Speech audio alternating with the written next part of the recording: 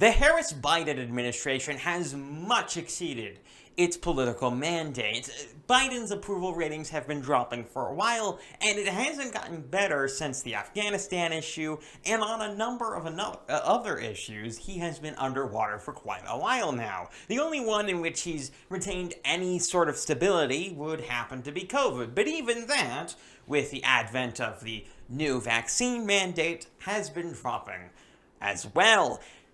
But this has not stopped the Democrats from continuing to push a lot of their most radical legislation in just the past few weeks, because for some reason they don't see the point of looking forward even at all. I mean, take it this way. Senator Joe Manchin, who is the pariah in the Democratic Party right now because he won't go down the party line and walk off the cliff along with everyone else, has been warning the Democrats for a while now about the fact that they are going to lose in 2022 and hard if they keep pushing this line. And they keep pushing bills like the $3.5 trillion spending bill, which they claim is free because it isn't paid for by the government. It's paid for by you.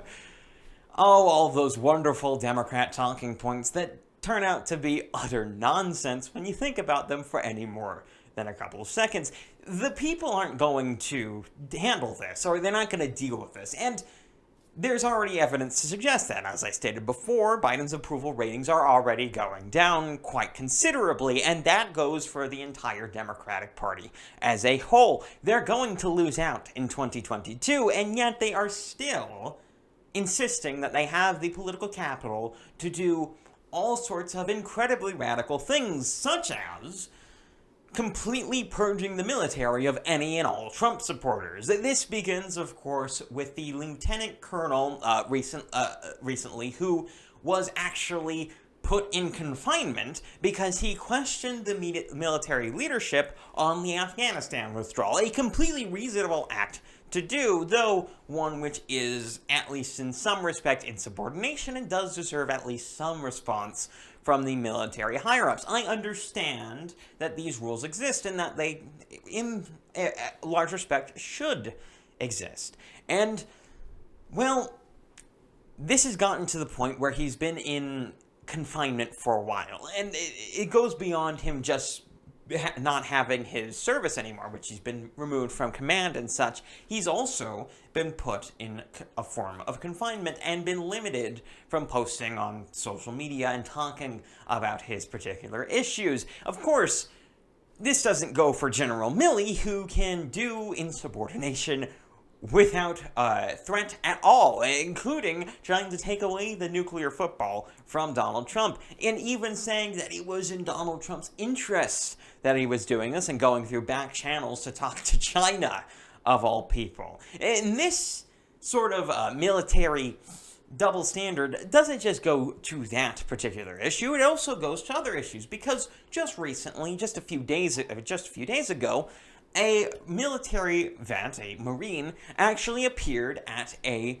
Donald Trump rally. And at this rally, this military vet, who, by the way, was not in uniform at the time, spoke about how he was one of the people in Afghanistan helping infants and other people try to get out at that particular time. Of course, the media and military then strike back saying he was lying about it the entire time, lacking all evidence to that effect, and, as well, he is put under an investigation for speaking at a partisan political conference and supporting a partisan cause.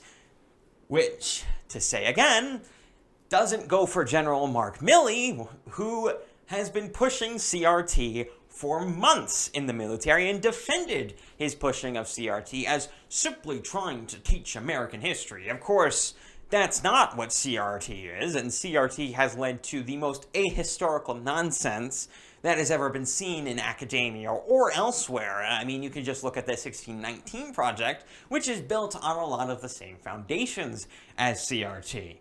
These things are not nonpartisan, and I understand that there is a rule, once again, that there is a rule barring military members from taking part in partisan political affairs, and I even understand its existence somewhat, though to a substantially lesser degree, because these sorts of laws are never applied consistently. Just look at the Capitol picketing laws, which are the case in the Capitol building, and all over the place in DC. You'll find that whenever a leftist is picketing on the Capitol, or going around invading the Capitol in, I don't know, let's say 2018 with the Kavanaugh hearings. Anyone remember that? Yeah, where they were doing that? Nothing happens. No one gets arrested, and if they do, it's not because they picketed on the Capitol, it's because they did some other sort of hooliganism or other such misdemeanor crimes.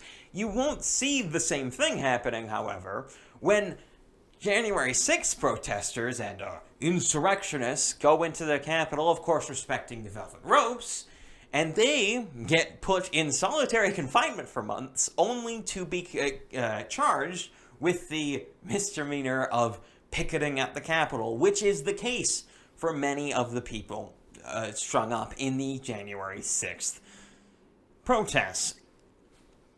And there are other examples of these sorts of things, and I think, to go back to it, is one of the better examples of the left overstepping its bounds is, in fact, in the vaccine mandate, because they have been pushing that really, really hard, and I don't know where they get the idea that they have anything even looking like the political capital to try and support that. I mean, we could talk about other countries and how there are many protests going on there, but we don't even need to go outside our own country's borders, because, in case you haven't heard, the vaccine mandate in New York has been vehemently protested for months, including on that day when the media completely ignored that protest in order to cover a protest where there were 600 media personnel, 300 feds, and 1.5 retards, of course, counting all of the multifarious neurodivergent personalities, because we're very progressive here. I mean, the media has been so reticent to actually cover these protests that you can't find it on basically any nonpartisan news site. These sorts of things have been going on for quite a long time, and there has been a lot of support going out, even in very blue New York, and still very blue New York. They are still protesting in the hundreds basically every day, which, considering they don't really have anything else to do, considering that the state has been basically firing them from their jobs for the past 2 years, it's not particularly surprising. This, however, may look one of two ways, depending on your personal persuasion and how you tend to look at evidence. See, if you're a black pillar, you look at all of these things which are happening and say, these people are coming to power and they are going to take over the world. This is the signs of a new political order coming into being.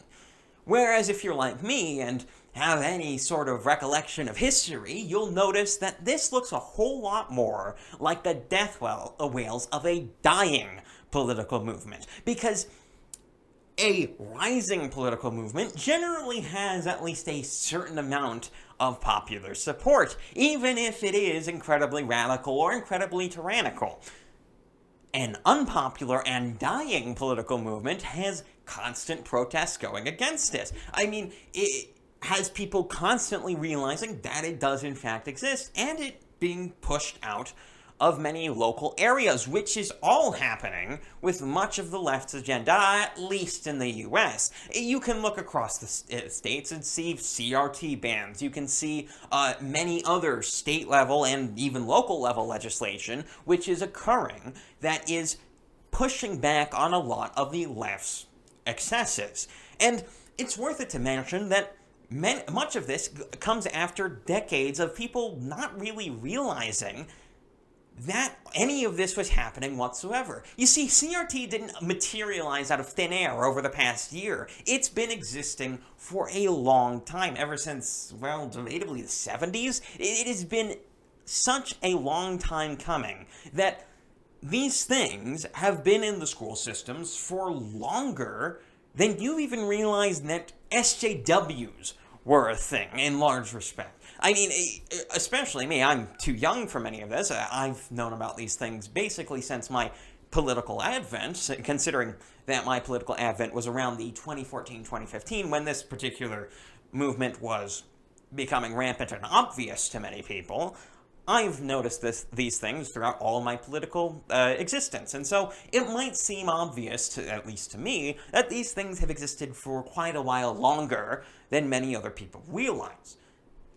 Which, all of this should be fairly enlightening, and it should be fairly hopeful, because these things, the longer they exist, every day something exists, it is a day closer to its death, and that goes no different than for political movements, where these movements seem to be much more on their way out, especially since these are movements built on subversion and subtlety.